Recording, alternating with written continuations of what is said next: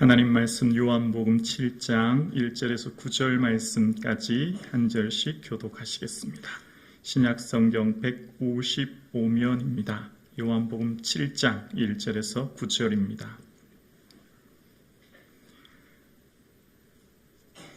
저와 여러분이 한 절씩 교독하시겠습니다. 그 후에 예수께서 갈릴리에서 다니시고 유대에서 다니려 아니하심은 유대인들이 죽이려 함일러라. 그 형제들이 예수께 이르되 당신이 행하는 일을 제자들도 보게 여기를 떠나 유대로 가소서.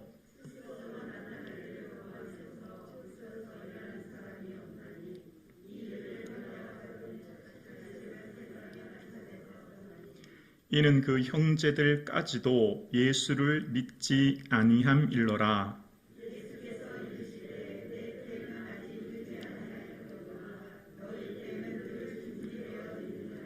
세상이 너희를 미워하지 아니하되 나를 미워하나니 이는 내가 세상의 일들을 악하다고 증언함이라.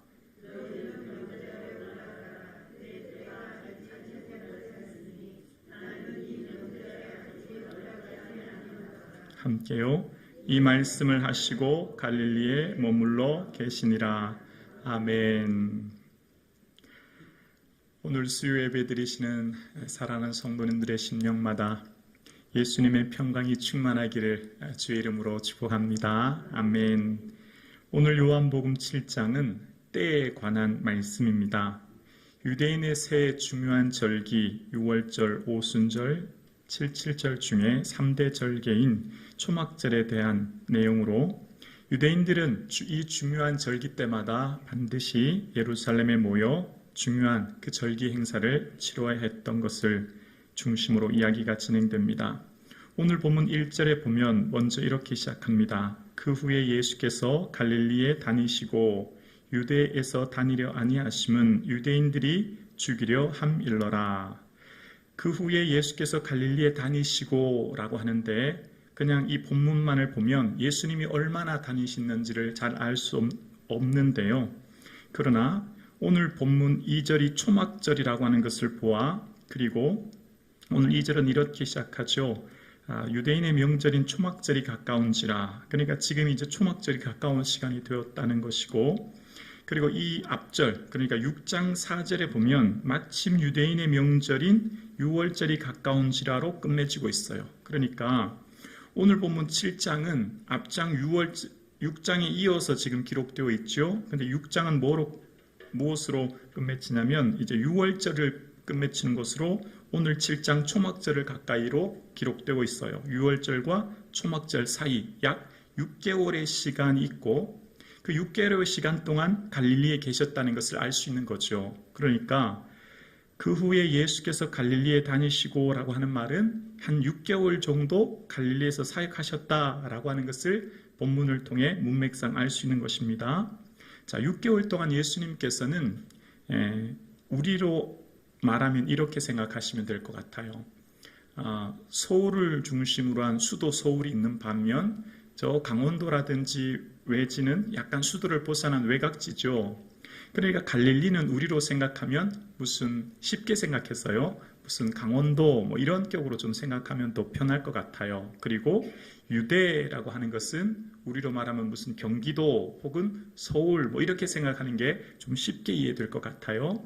그러니까 지금 예수님은 수도 서울인 도시에 계신 게 아니라 저 외지에서 이제 열심히 사역하고 계셨던 것을 이야기하고 있는 거예요. 대략 한 6개월 정도 된다는 것을 앞뒤 본문을 통해서 알 수 있는 거죠. 자, 그런데 1절에 다시 보면 그 후에 예수께서 갈릴리에 다니시고 한 6개월 정도 다니셨다는 거예요. 유대에서 다니려 아니하심은 유대인들이 죽이려 함일러라 라고 이야기합니다. 예수님께서 수도 서울, 예루살렘이 있는 유다로 가지 않는 이유를 유대인들이 예수님을 죽이려 했기 때문이다 라고 그 이유를 밝히고 있는 것입니다. 자, 그러면 예수님께서 스스로가 유대로 가면 목숨의 위협을 느껴서 안 가셨을까요? 그런 의미가 아니라 좀 더 정확하게 말하면 하나님의 때가 되지 않았기 때문에 안 가신 거예요. 예수님께서는 누가복음을 통해서 여러 번 하나님의 때를 언급하시는데 예수님이 말씀하신 때는 무슨 때냐면 사명을 이룰 때, 다시 말하면 십자가를 지는 때, 그게 예수님의 때인 거예요. 그래서 누가복음 12장에도 보면 인자가 영광을 얻을 때가 왔도다 말은 뭐죠? 이제 십자가 질 때가 됐다, 그 말씀으로 이해하시면 돼요. 그러니까 예수님께서는 지금 유대로 가지 않으신 것은 아직 십자가를 지실 그때, 사명의 때, 하나님 말씀하신 때가 아직 되지 않았기 때문에 유대로 가지 않으셨다는 거예요. 사랑하는 성도님, 우리는 늘 신앙생활을 할 때 나의 때, 나의 타이밍과 하나님의 때, 하나님의 타이밍에 긴장관계가 있어요. 나는 늘 언제죠? 인생의 중요한 때는 지금이요. 모든 것이 지금 응답되었으면 좋겠고요. 모든 것이 내 뜻, 내 생각, 내 계획대로 모든 일이 착착착 진행되었으면 좋겠어요.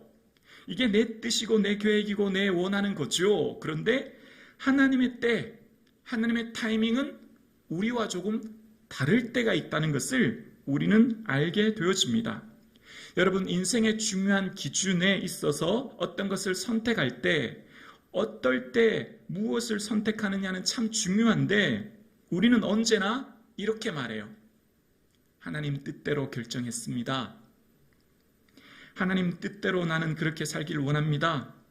내 인생의 예수님은 주인이십니다. 주님이십니다. 그렇게 말하지만 내 입술로 주님을 주님, 내 인생의 주인으로 고백하고 내가 주의 뜻대로 살기 원합니다 라고 고백하지만 정말 중요한 선택의 때, 정말 중요한 타이밍 때는 어쩌면 정말 나의 기분, 나의 생각, 나의 마음, 나의 뜻대로 결정하고 있지는 않은지 잘 유의해 보아야 하는 거죠. 정말 하나님의 뜻, 하나님의 생각, 하나님의 때를 따라 내가 선택하며 살고 있는지 그 동기를 다시 한번 면밀히 잘 살펴보아야 되는 거예요.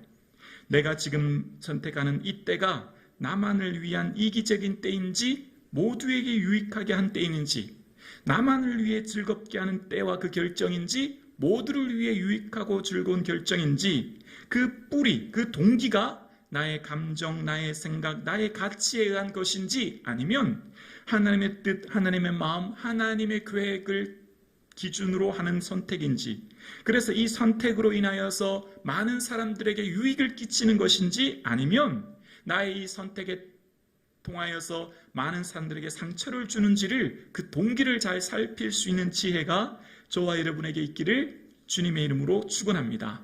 예수님은 언제나 사역의 중심에는 하나님의 뜻, 하나님의 때, 하나님의 그 계획 안에 사역하셨고 단 한 번도 예수님은 예수님 마음대로 사역하신 적이 없다는 것을 알게 되어지죠. 오늘 본문 2절입니다. 유대인의 명절인 초막절이 가까운지라 라고 이야기합니다. 일반적으로 유대인들의 명절인 초막절이 되면 먼저 구약에 하나님께서 택하신 곳인 예루살렘으로 가야 하고요. 그리고 그 예루살렘에 가서 레위기 23장 42절에 보면 그들이 이래 동안 초막에 거주하되 이스라엘의 난자는 다 초막에 거주할지라 라고 이야기합니다. 왜 그러냐면 애굽에서 나왔을 때 이스라엘 백성들이 광야에서 어디에서 살았죠? 장막에서 살았죠. 초막에서 살았죠. 텐트에서 살았죠. 그때 다 뭐였죠? 하나님의 은혜로 먹이시고 입히시고 보호하신 것을 기억하는 절기인 거예요. 광야에서 그들의 힘으로 할 수 있는 것이 아무것도 없었는데 하나님이 불과 구름 기둥으로 지키시고 만나와 반석에 물을 내셔서 그들을 이끄셨음을 기억하는 그 초막적 절기를 지금 예루살렘에서, 지금 이스라엘에서 땅을 가지고 멋진 집을 살고 있지만 다시 그들이 초막을 짓고 그곳에 일회를 지냄으로 하나님의 은혜를 기억하게 되는 거예요. 그래서 성전에서 특별한 제사를 행합니다. 성전에 물을 붓고 실로암에서 퍼온 물을 부음으로 그리고 성전에 빛을 비침으로 또 호산나를 외치면서 은나팔을 7번 불고 제단 주위를 7바퀴 돌며 그 식물을 먹으면서 하나님께 호산나를 외치는 절기를 보내게 되어집니다. 중요한 것은 초막절을 통해 하나님이 광야에서 지켜주신 은혜, 우리 힘으로 살 수 없었던 그 모든 시간, 전적인 하나님의 은혜입니다라는 것을 기억하는 시간, 그것이 바로 초막절이었습니다. 그런데 그들이 마지막 초막절에서 행할 때는 항상 다시 오실 메시아 여호와여 구원하옵소서라고 외치며 주의 은혜를 사모하며 주의 다시 오심을 사모하는 절기가 이 초막절 절기였어요. 그 초막절 절기에 많은 사람들이 모두 다가 어디로 가죠? 예루살렘, 수도가 있는 유다로 많은 사람들이 올라갑니다. 그곳에서 초막절 절기를 지키기 위해서입니다. 그런데 지금 메시아가 어디 계시죠? 이곳 예루살렘이 아니라 갈릴리에 계신 거예요. 예수님이 지금 이곳 갈릴리에 계신 것을 모른 채 그들은 예루살렘으로, 그들은 유다로 무작정 올라가는 거예요. 지금 메시아가 이미 이곳에 와 계신데, 이미 구원할 구세주가 우리 곁에 계신데 그걸 알지 못하고 무지한 그들은 예수님이 메시아인 것을 알지 못한 채 어디로요? 갈릴리를 벗어나 예루살렘으로, 유다로 올라간 사람들을 보게 되어집니다. 예수님께서 오늘 저와 여러분 우리의 곁에 계신 줄로 믿습니다. 어디를 가야 은혜 받는 게 아니에요. 누구를 만나야 은혜 받는 게 아니에요. 무슨 조건이나 환경이 되어야 행복한 게 아니고요. 지금 예수님 우리와 함께 계신 줄로 믿습니다. 이곳에 하나님 은혜 내려주신 줄로 믿습니다. 그래서 우리의 삶은 어디를 가야, 어떤 사람을 만나야, 어떤 환경이 되어야 행복한 게 아니라 지금 나와 함께 계신 예수님, 내 주에 계시는 그 성령님과 함께 동행하는 그 은혜가 저와 여러분의 삶 가운데 있어질 수 있기를 주의 이름으로 축복합니다. 아멘이시죠? 그럴 때 3절입니다. 3절 보면 그 형제들이로 시작합니다. 자, 여기서 형제들이 누구냐면 예수님의 형제예요. 여러분 예수님의 형제 다 알고 계시나요? 예수님의 형제는 마태복음 13장 55절에 보면 이런 말씀이 나오는데요. 이는 그 목수의 아들이 아니냐? 그의 어머니는 마리아, 그 형제들은 야고보, 요셉, 시몬, 유다라 하지 않았느냐? 그 누이들은 다 우리와 함께 있지 아니하냐라고 이야기합니다. 그러니까 예수님의 육신의 아버지인 요셉과 어머니를 통해 예수님의 형제는 총 4형제, 남자 형제는 4형제가 있었다는 거예요. 야고보, 요셉, 시몬, 유다. 그러니까 예수님의 육신의 남자 형제 4명이 있고 또 그 누이들이 몇 명인지는 정확하게 알 수 없지만 누이들이 있었다라는 것을 마태복음 13장을 통해 알 수 있죠. 그러니까 그 형제들이라고 하는 것은 예수님의 4형제와 그 누이들을 말하는 거예요. 그 예수님의 형제들이 지금 3절에 뭐라고 하냐면, 다시 볼까요? 그 형제들이 예수께 이르되 당신이 행하는 일을 제자들도 보게 여기를 떠나 유대로 가소서라고 이야기합니다. 자, 지금 이걸 오늘 이 번역을 새번역 성경은 이렇게 말합니다. 예수의 형제들이 예수께 말하였다. 형님은 여기에서 떠나 유대로 가셔서 거기 있는 형님의 제자들도 형님이 하는 일을 보게 하십시오 라고 기록해요. 자, 이게 지금 무슨 말이죠? 지금 예수님은 어디 계시죠? 변두리, 우리로 말하면 수도 서울이 아닌 이 변두리 시골 지역, 강원도 지역 뭐 이런 데서 예수님 막 사역하고 계신 거예요. 그러니까 예수님의 형제들이 예수님, 이왕이면 유대, 예루살렘, 정치, 경제, 사회, 문화 중심지, 사람들이 많이 모이는 곳, 또 지금 무슨 절기예요? 초막절 절기예요.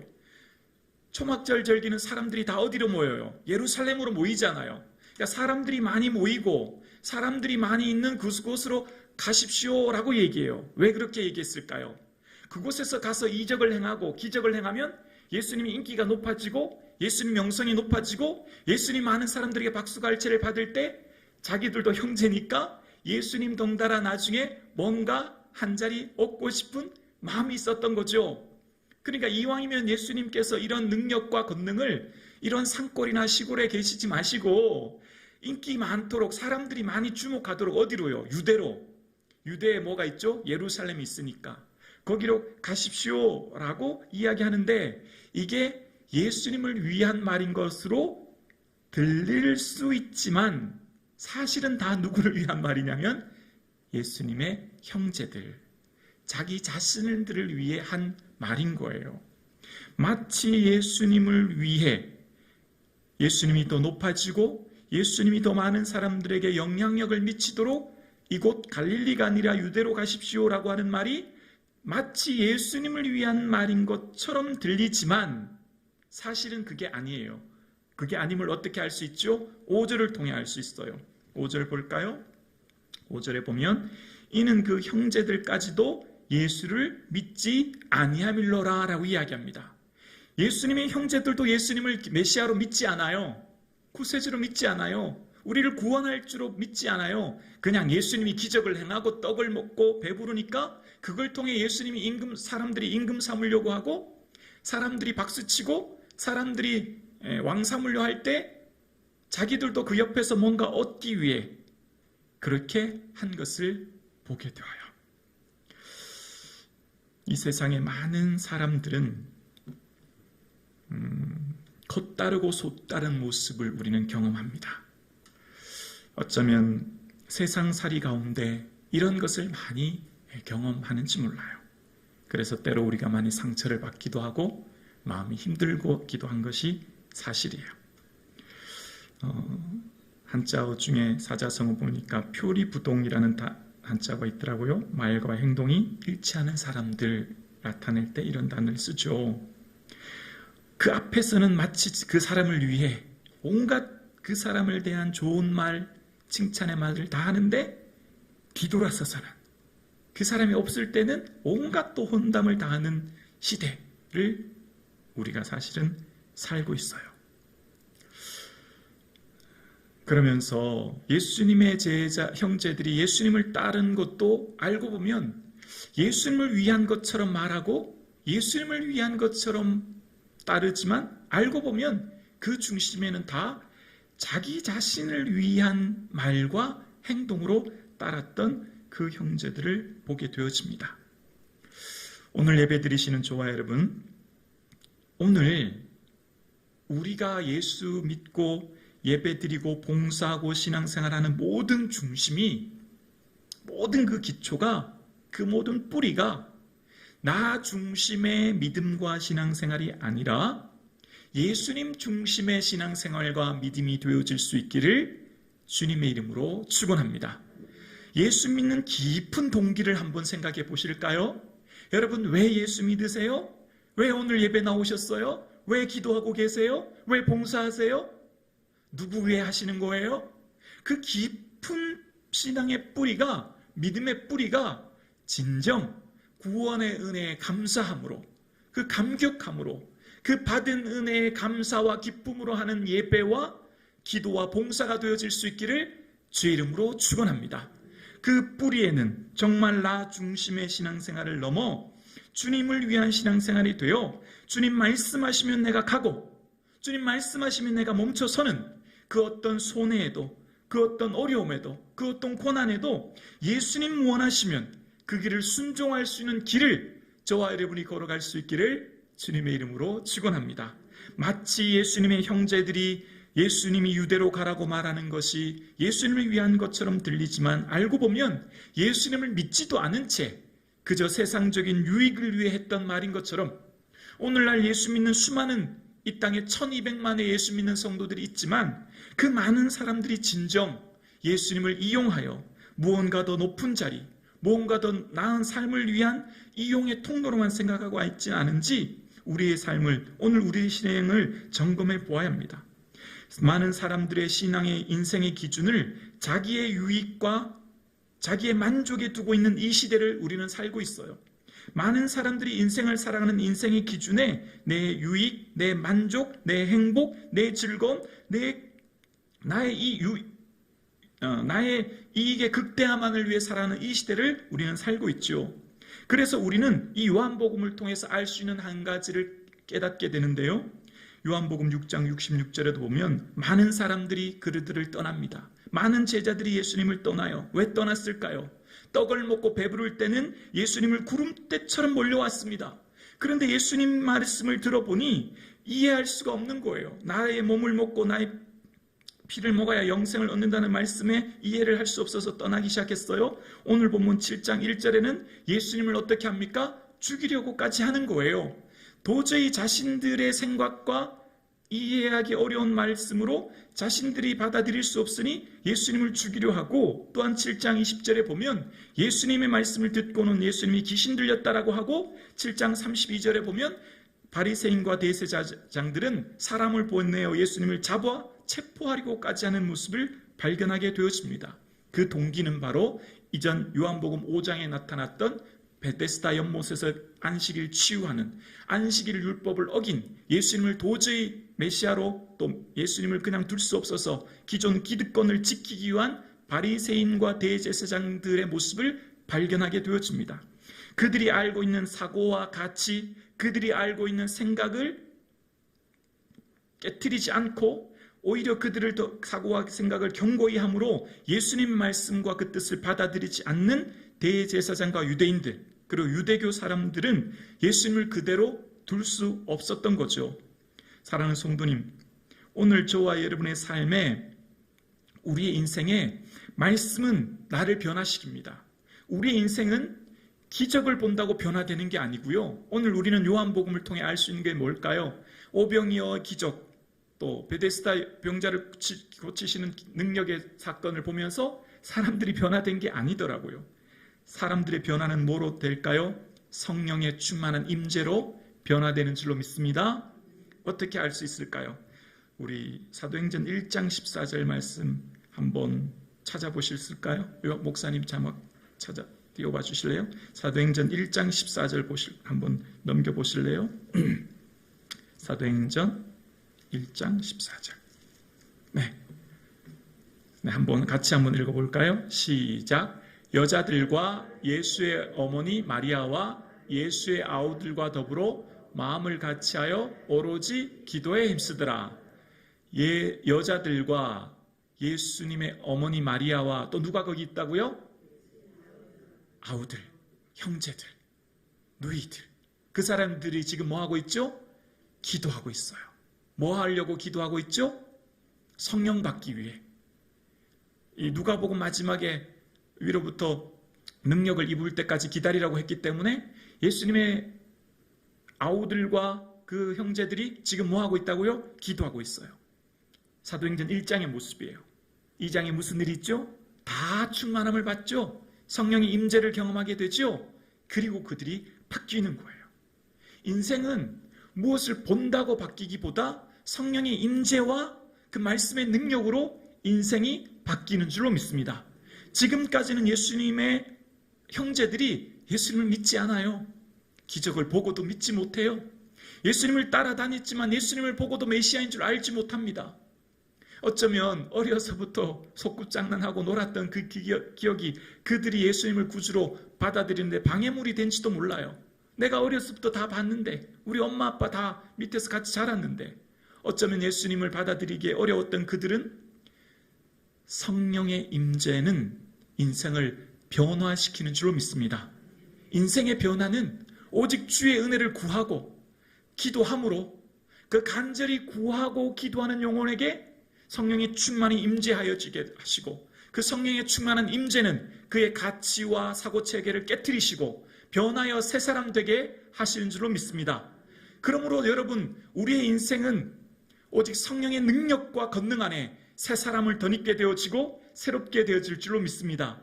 예배드리는 저와 여러분, 성령의 충만한 임재를 사모하시는 저와 여러분 되실 수 있기를 주의 이름으로 축원합니다. 이 땅 어떤 것도 인생이 변화시키긴 어려운 것을 우리는 경험하고 있지요. 오직 성령의 충만한 임재와 능력을 통해 우리의 인생이 변화되어지는 것을 말씀을 통해 경험하게 되어집니다. 어떻게 성령의 충만함을 덧입을 수 있을까요? 전심으로 기도할 때, 온 마음 다하여 기도할 때, 주님 도와달라고. 심령이 가난한 자되어 나는 파산선고된 자라고, 주님 없이는 나는 살 수 없다고, 나에게는 어떤 인맥도 배경도 사람도 없다고, 주님밖에 나의 도와줄 리 없다고 고백하는 그에게 성령님이 충만히 임재하시고 능력을 덧입혀 주실 줄로 믿습니다. 그러므로 여러분, 오늘을 살아가는 저와 여러분의 인생 가운데 성령의 충만함을 사모하며 나아갈 수 있기를 주의 이름으로 축원합니다. 나의 때가 아니라 하나님의 때를 기다리고 나의 방법과 나의 생각이 아니라 하나님의 때와 하나님의 방법을 인내하며 나아갈 수 있는 믿음이 저와 여러분의 삶 가운데 있어질 수 있기를 주 예수 그리스도 이름으로 간절히 축원합니다. 그렇습니다. 우리가 살아가는 모든 삶 동안 어쩌면 기다리고 인내하는 것이 얼마나 어려운지 몰라요. 그러나 선을 행하되 낙심하지 말지니 때가 이름에 거두게 될 줄로 믿습니다. 여러분 기도하고 계신 그 기도 낙심하지 마시고 포기하지 마시고 끝끝내 기도하여 인내로서 경주할 수 있는 믿음이 저와 여러분에게 있을 수 있기를 주의 이름으로 축원합니다.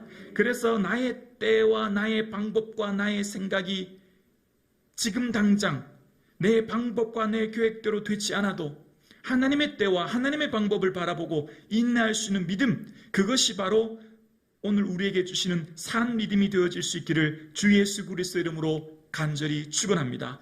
그래서 예수님은 6절에 말씀하십니다. 예수께서 이르시되 내 때는 아직 이르지 아니하였거니와 너희 때는 늘 준비되었느니라. 내 때는 무슨 때라고요?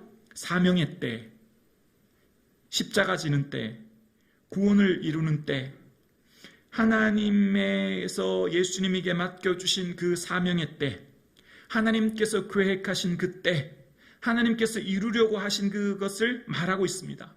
예수님은 언제나 예수님의 모든 때는 하나님의 말씀하신 그 때에 순종함으로 그 일을 이루셨던 것을 보게 되어요. 그래서 오늘 본문 7장 8절에도 보면 너희는 명절에 올라가라 내 때는 아직 차지 못하였으니 나는 이 명절에 올라가지 아니하노라 라고 말씀하십니다.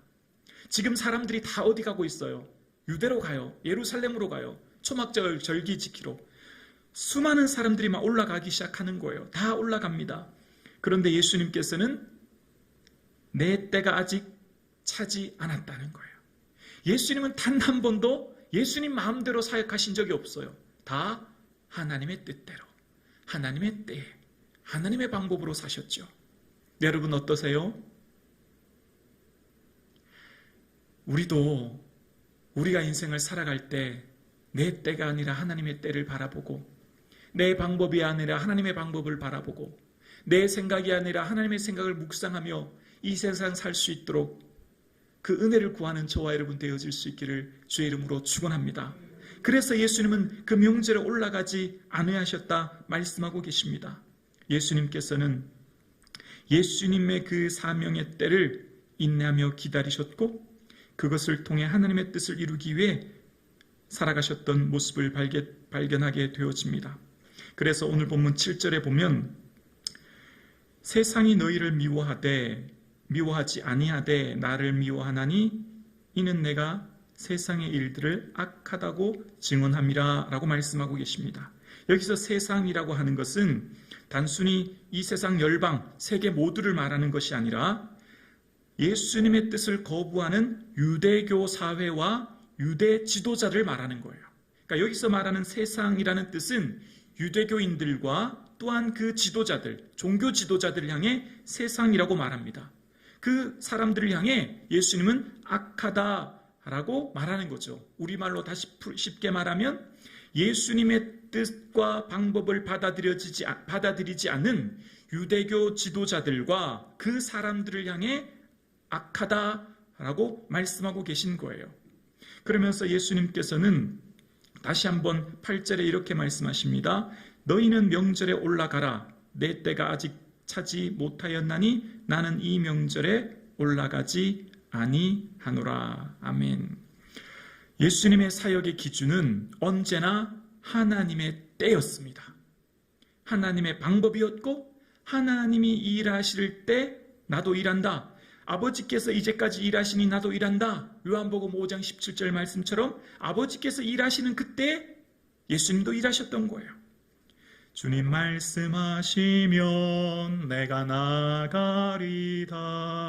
주님 뜻이 아니면 내가 멈춰서리다. 나의 가고 서는 것 주의 뜻에 있으니 오 주님 나를 이끄소서. 예수님 말씀하시면 나가고 예수님 말씀하시면 멈춰설 수 있는 그 말씀의 민감함이, 성령의 민감함이 저와 여러분에게 있을 수 있기를 주의 이름으로 축원합니다. 그리고 예수님 어떻게 하셨어요? 9절 함께 읽어볼까요? 이 말씀을 하시고 갈릴리에 머물러 계시니라. 다 어디 가는데요? 다 유대로 가는데, 수많은 사람들이 구름대처럼 다 명절 지키러 유대로 가는데 예수님은 그 자리를 지키십니다. 성도는 세상의 조류에 떠밀려가는 사람들이 아니에요. 세상의 가치관에 같이 함몰되어 떠내려가고 쫓아가는 사람들이 아니에요. 세상의 많은 사람들이 다 그 길을 간다고 할지라도 좁은 길을 갈 수 있기를 주의 이름으로 축원합니다. 예수님은 머물러 계신 거예요. 왜 머물러 계셨어요? 하나님의 때가 아니기 때문에. 하나님의 때가 아니니 안 가신 거예요. 모두가 다 그 길을 가도, 모두가 다 쫓아가는 그 길, 아니요 할 수 있는 믿음, 내 자리를 지킬 수 있는 믿음. 많은 사람들이 유대를 향해 갈 때 예수님은 갈릴리에 머물러 계시며 하나님의 때를 찾고 기다리셨던 것을 보게 되어집니다. 많은 사람들이 지금 어디 가요? 초막절 절기 지키러. 초막절의 주인공은 어디 계신데? 갈릴리에 계신데, 주인공이 빠진 생일잔치, 주인공이 빠진 잔치자리를 지금 그들이 하고 있는 거예요. 형식만 있는, 내용이 텅 비어있는, 겉포장만 요란한, 알맹이가 없는. 여러분, 오늘 예배 왜 드리세요? 예배의 주인공은 내가 아니에요. 내가 은혜 받고, 내가 찬양에 감동되고, 내가 말씀에 은혜되면 오고, 무슨 예배 드리러 갈 때도 유명한 강사 목사님 쫓아서, 좋은 교회 쫓아서, 아니요. 예배 그 자체가 은혜 있는 거죠. 찬양이 그 자체가 있는 은혜가 있는 거죠. 예수님의 기뻐하는 일이 예배이므로, 예수님이 기뻐하는 것이 우리의 삶을 드리는 것이기 때문에 예배하는 줄로 믿습니다. 많은 사람들이 유대로 가요. 많은 사람들이 예루살렘으로 가요. 예수님은 어디 계신데요? 갈릴리에 계신데요. 갈릴리에 계신 예수님을 알지 못한 채 그들은 나 중심의 신앙생활, 나 즐겁자고, 나 좋다고, 그들은 그저 형식에 빠져 구름대처럼 유대로 몰려가고 있습니다. 그러나 그들에게 진정한 주인공이신 예수님은 사실 갈릴리에 머물러 계셨거든요. 여러분, 우리가 오늘도 예배하며 믿음으로 살아가는 우리의 삶에 모든 인생의 주인공은 예수님이며 모든 예배와 봉사와 기도의 중심은 예수님이 되어질 수 있기를 주의 이름으로 축원합니다. 사람 보고 신앙생활 하는 게 아니고요. 사람 의지하고 살아가는 게 아니고요. 내가 뭔가 얻기 위한 게 아니라 받은 은혜의 감사함으로 예수님께 드려지는 삶이 되어질 수 있기를 주의 이름으로 축원합니다. 그래서 오늘을 살아가는 저와 여러분의 인생살이 가운데 모든 삶이 주의 기쁨이 되어질 수 있기를 주의 이름으로 축원합니다. 믿음의 사람은 사람들이 가는 조류에 떠밀려 신앙생활하는 게 아니고요. 예수님이 기뻐하시는 그 뜻 따라 비록 좁은 길일지라도, 비록 사람들의 지지와 가르침을 받지 못할지라도, 인기와 명성이 없을지라도, 때로는 유대 예루살렘의 찬란한 도시 문명에 수많은 사람들이 환호하고 지지하고 박수 쳐주는 곳이 아닐지라도, 갈릴리 시골 촌골 사람들이 알아주지 않은 곳일지라도 그곳을 지키는 것이 믿음인 거예요. 그래서 우리는 지난 새벽 아브라함의 믿음의 여정을 묵상하실 때, 아브라함이 약속의 땅에 거주할 때 기근으로 인하여 하나님께 묻지 않고 애굽으로 갔을 때 수치를 당했다는 것을 경험합니다. 다윗도 사울을 두려워하여 도망하여 가드왕 아기스에게로 가요. 하나님께 묻지 않고 간 거예요. 그런데 참 재밌는 내용이 나오는데요. 사울을 두려워해서 도망갔잖아요. 왜냐하면 더 이상 이 사울이 통치하고 있는 이스라엘 땅에 숨을 곳이 없기 때문에요. 그런데 참 재밌는 내용이 그 다음, 그러니까 9절에 나오는데요. 가드왕 아기스를 심히 두려워하여 라고 얘기해요. 사울왕 두려워하여 갔더니 더 심히 두려운 사람을 만나게 된 거예요. 내 생각으로 계산했을 때는 어때요? 지금 이 사울왕 피해서 가면 좀 편할 것 같고 좀 쉽게 있을 것 같은데 아니더라고요. 가드왕을 심히 두려워하여 라고 이야기합니다. 심이라는 단어가 하나 더 붙어요. 예전에는 단순히 두렵기만 했는데요. 이제는 심히 두려운 것을 만나게 되는 거예요. 왜 그랬을까요? 하나님께 묻지 않고 갔더니 두려운 것 피해 그 자리를 지켜야 될 그 자리를 피했더니 오히려 더 큰 두려움을 만나게 되더라고요. 그래서 어떻게 돼요? 침을 수염에 흘리면서 미친 치 않은 정말 수치스럽고 부끄러운 일을 경험하잖아요. 오늘 살아가는 저와 여러분의 삶은 모든 결제는 누구에게 받아야 될까요? 하나님께 받아야 되는 거예요. 하나님께 물어야 되는 거죠. 근데 두 부류의 사람들이 있어요. 하나님의 뜻을 물을 때 두 부류의 사람들이 있어요. 첫 번째는 내가 다 결정해놓고 이미 내 마음으로 다 결정했어요. 내가 앞으로 뭐 하고 뭐 할지 세밀한 결제까지 계획서를 다 짜놓고 하나님 사인해 주세요 하고 마치 윽박지르고 협박하듯이 기도하는 사람이 있고, 이해가 되실지 모르겠어요. 두 번째 사람은 백지 상태를 내밀면서 하나님 어떻게 할까요? 하나님 제가 어떻게 하는 길 원하세요? 라고 정말 모든 걸 주께 내어 맡기면서 묻는, 정말 모든 결정권을 하나님께 내어드리는 사람들이 있는 거죠. 기도로 물을 때. 그리고 꼭 반드시 기도한다면 이렇게 얘기해요. 나는 하나님의 뜻을 응답받았어.